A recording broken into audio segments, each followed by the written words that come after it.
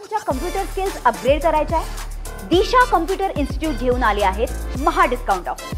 आता कोणताही कोर्स करा फक्त 1800 रुपयांमध्ये। रत्नागिरी जिल्ह्याला आजपासून पुढचे 3 दिवस हवामान खात्यानं ऑरेंज अलर्ट दिलेला पाहायला मिळतो आहे। पहाटेपासूनच जिल्ह्यात धुवाधार पावसाची बॅटिंग सुरू आहे। 21 ते 23 मे पर्यंत पावसाचा ऑरेंज अलर्ट हा या ठिकाणी दिलेला पाहायला मिळतो आहे। मॉन्सून केरळच्या उंबरठ्यावर आहे, त्यामुळे अरबी समुद्रात कमी दाबाचा पट्टा निर्माण झालेला आहे। जिल्ह्यातील विविध भागामध्ये जोरदार पावसाच्या सरी ज्या आहेत त्या बरसताना पाहायला मिळत आहेत। मॉन्सून पूर्व पावसाच्या जोरदार सरींमुळे परिसर जो आहे तो जलमय झालेला पाहायला मिळतो आहे। सकाळच्या सत्रात या ठिकाणी पावसानं विश्रांती घेतलेली पाहायला मिळते आहे। तर एकंदरीतच जर बघितलं तर सध्या पावसाचा जोर हा या ठिकाणी कायम असलेला पाहायला मिळतो आहे।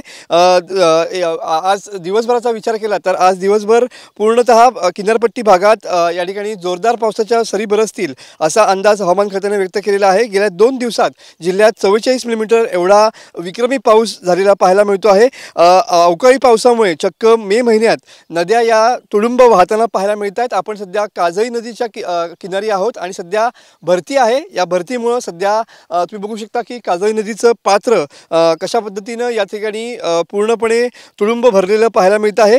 तर सागरी किनारपट्टी लगतच्या नागरिकांना सुद्धा या ठिकाणी सावधानतेचा इशारा जो आहे तो हवामान खात्याने दिलेला पाहायला मिळतोय। एकंदरीतच पुढचे 3 दिवस हे रत्नागिरी जिल्ह्यासाठी खूप महत्त्वाचे असणार आहेत, कारण का सकाळपासून या ठिकाणी पावसाची दमदार बॅटिंग जिल्ह्यामध्ये पाहायला मिळते।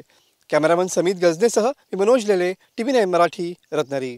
मला तुमच्या कम्प्युटर स्किल्स अपग्रेड करायच्या आहे? दिशा कम्प्युटर इन्स्टिट्यूट घेऊन आले आहेत महा डिस्काउंट ऑफर। आता कोणताही कोर्स करा फक्त 1800 रुपयांमध्ये।